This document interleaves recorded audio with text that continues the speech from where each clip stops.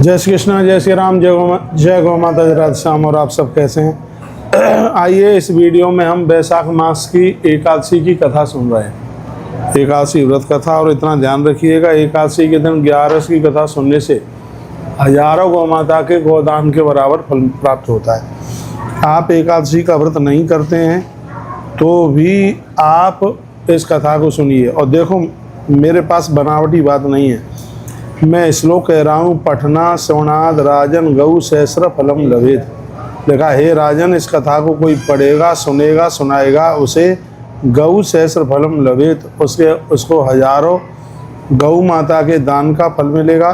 सर्व पाप निर्मुक्त हो, सभी पाप जल जाएंगे। विष्णु लोके मय्यते, वो धरती छोड़कर भगवान नारायण के लोक में ही अंत में जाएगा। ये वर्णन किया गया है। आइए कथा शुरू करते हैं।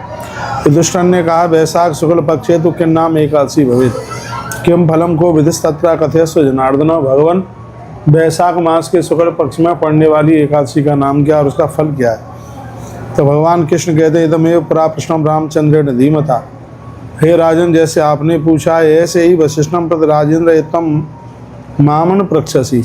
ऐसे ही प्रभु राम ने गुरुदेव वशिष्ठ को ये पूछा था।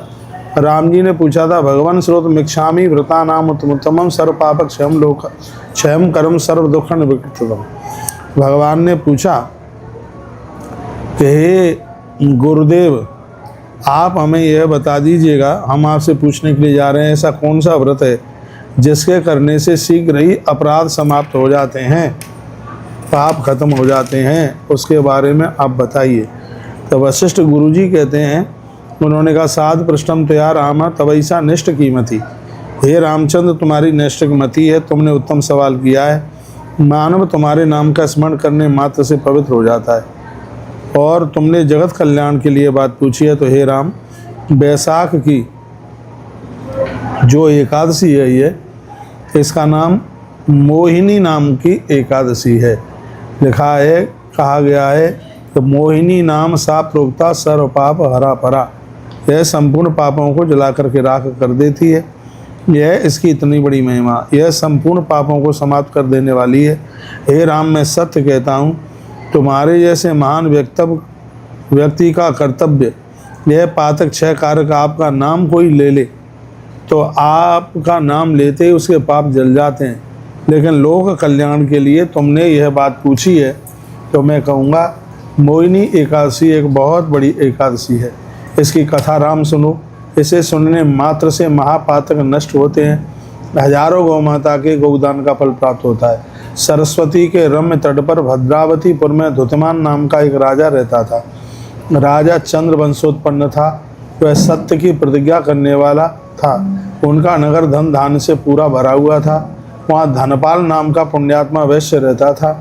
वैश्य ने जगह जगह कुआं, मठ, तड़ाग, सरोवर, पोखरियाँ ये सब बना करके तैयार किए थे उसने। वह विष्णु का बहुत बड़ा परम भक्त था, बहुत ही ज़्यादा भगवान का भक्त। विष्णु भक्ति रता शांता तस्यालन पंचपुत्र का सुमना धुतमा शैव मेधावी सुकृतस्त था। उसके 5 पुत्र थे। उनका नाम सुमना, धुतमान, मेधावी, सुकृत तथा दृष्ट बुद्धि था। अंतिम पुत्र सदा पातक पापों में लिप्त था, और कहते हैं कि उसने देवता, ब्राह्मण, पितरों के प्रति हमेशा अश्रद्धा रखी। तो वह सदा अन्याय करने वाला, दुरात्मा, पितृद्रोही, माता पिता को कष्ट देने वाला था। घर का कुछ काम करता नहीं था, बाहर चौराहों पर घूमता था। पिता ने उसे घर से बाहर निकाल दिया।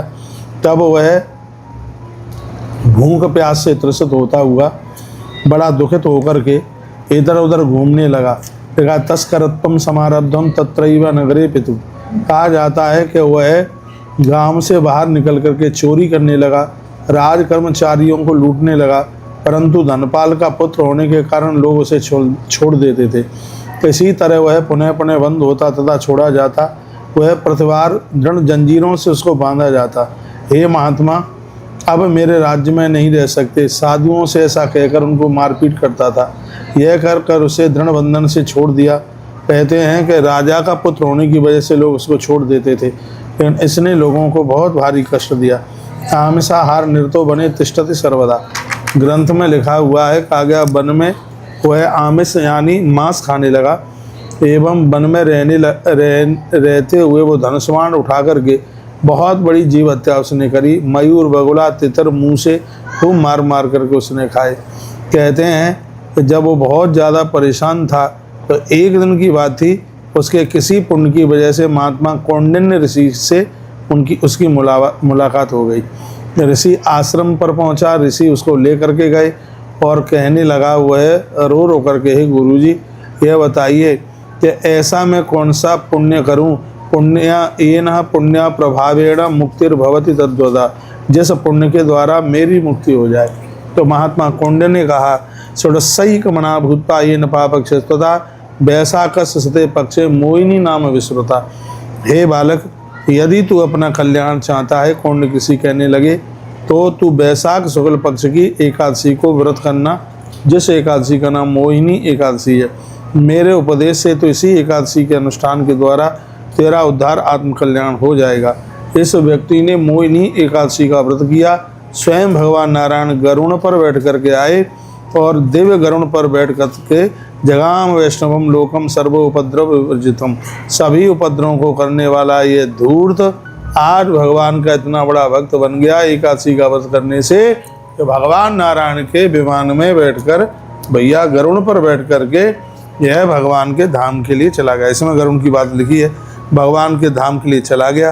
गुरुदेव वशिष्ठ कहते हैं, ही त्रिसम रामचंद्रोत्तम मोहिनी व्रतम, हे राम यह मोहिनी व्रत बहुत ज़्यादा उत्तम है। कृष्ण धर्मराज युधिष्ठिर को बताते हैं, कहते हैं सभी तीर्थों के व्रत इसके आगे 16वें भाग के बराबर भी नहीं। इसलिए हे राजन, यह व्रत पढ़ने से, सुनने से, संवाद करने से 1000 गौदान करने का फल प्राप्त होता है। पठना श्रवण याद राजन गौ सहस्र फलम लभेत। इतनी बड़ी महिमा है। ये हमने कथा आपको सुना दी, आपने सुनी, बहुत बहुत धन्यवाद आप सभी का। तो आपने एकादशी जो 27 तारीख को आप कर रहे हैं, यह व्रत कथा आप भी सुनिए, पढ़िए और अपनों को भी सुनाइए। वीडियो आगे जरूर भेजिए। अब मैं अगली पारण की वीडियो आपके लिए भेजूंगा, वैसे एकादशी का पारण का मुहूर्त कब है और कितने बजे करना है। हर हर महादेव, घर घर महादेव। बोलिए एकादशी मैया की जय हो।